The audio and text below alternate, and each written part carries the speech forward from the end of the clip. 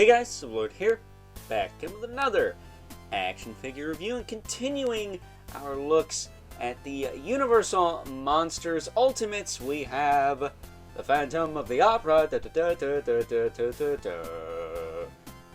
us by the fine folks over at NECA Toys, of course. And for those of you who are not into old school 80s heavy metal, British metal to be exact, that was the Phantom of the Opera from Iron Maiden, one of the best Phantom of the Opera songs, along with the Iced Earth Phantom of the Opera song, the Phantom Opera Ghost. Very good tunes there. And I also happen to like the main theme from the Phantom of the Opera musical, despite the fact that that was written by the same guy who wrote the Cats musical, which is an unholy abomination that should go back to the very pits of hell where it belongs. I mean, seriously, that is some straight up nightmare fuel right there. And we're talking about monsters here. That said, the band Nightwish did a really good cover of that song. The opening with the organ is probably one of the sickest things ever.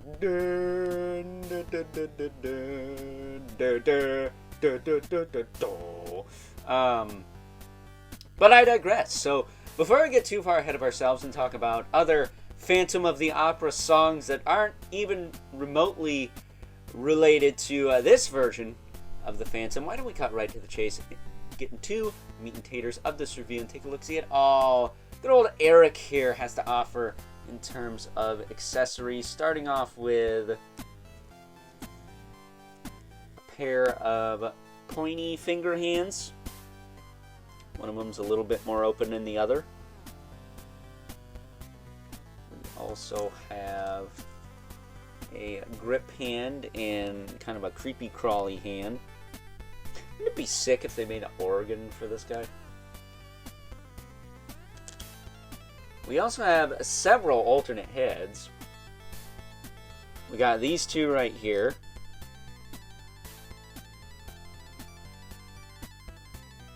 And we got these two right here. Personally, I like the masked look myself. I kind of wish there was a version without the mouthpiece, but it is what it is. That said, you can literally pick your own adventure with this figure and give him whatever heads you want.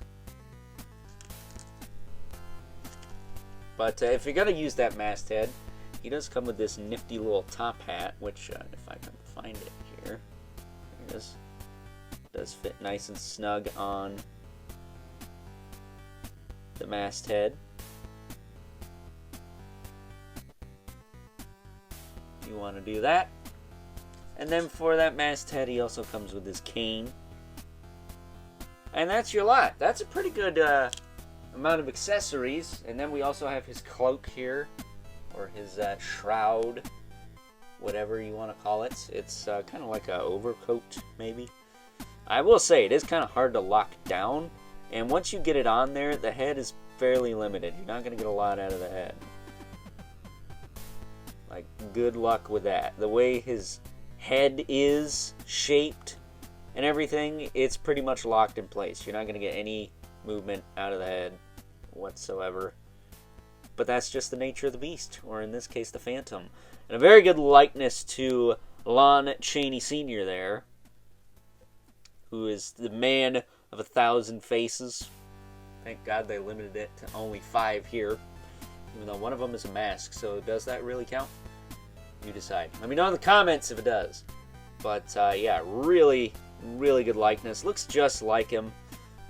But also, you know, not to rain on this guy's parade or nothing, but the Mego Phantom of the Opera that I think we looked at on the channel a few years ago. Really good likeness to Lon Chaney Sr. as well. So I'm thinking about rocking the masthead with the top hat and the cane for this figure, because I already have a unmasked Phantom in the collection, but I'll have to sleep on it.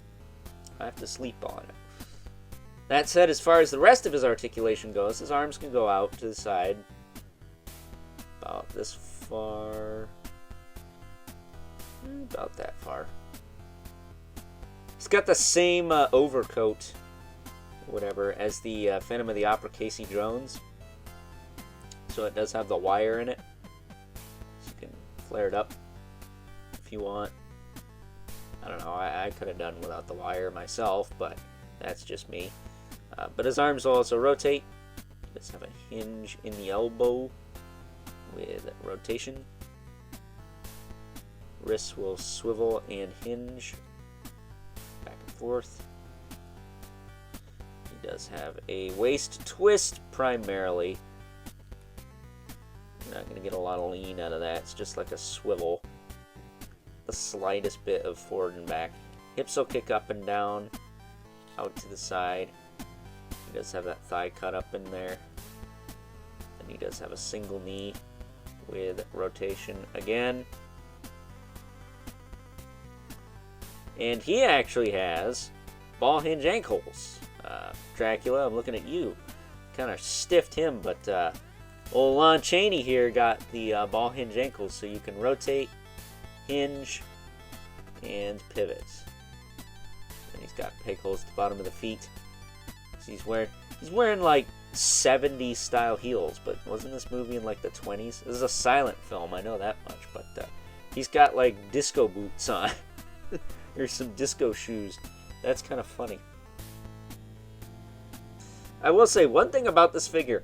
Butter smooth joints, not loose. Like, at all. So, very, very nice figure. This material is so nice, too. It's like a silk kind of material. It's very, very high quality. I love it. It's got this little red neck thing there. But I will say, this cape, well, it does clip onto his collar on the back. Be mindful of the gold, I think it's gold, clasp that runs under his chin there. He's got a very long chin. You don't want to jack that up trying to turn the head, so just be cautious with that. The head is loose enough to where it should work just fine, but maybe shift it up just a tad just to get things going. But it seems to be alright. Knock on wood, stays that way. But a nice addition to the collection. I really like this figure. I like this whole Universal Monsters line. I officially decided at this point, after getting both this guy and the creature, who we will be looking at tomorrow, that if I do like a massive, purge of my collection, just get rid of a bunch of stuff, these Universal Monsters by NECA are one of the things I'm going to keep, probably along with a good chunk of my Spawn stuff, my Gargoyle stuff, my Ghost Rider stuff, and my Ben 10 stuff, because those are my loves, man. I love me some monsters. I love me some of them other things. I guess my Spider-Man and Batman stuff, too, and 2007 Transformers movie stuff. Because I'm that guy who actually likes those movies.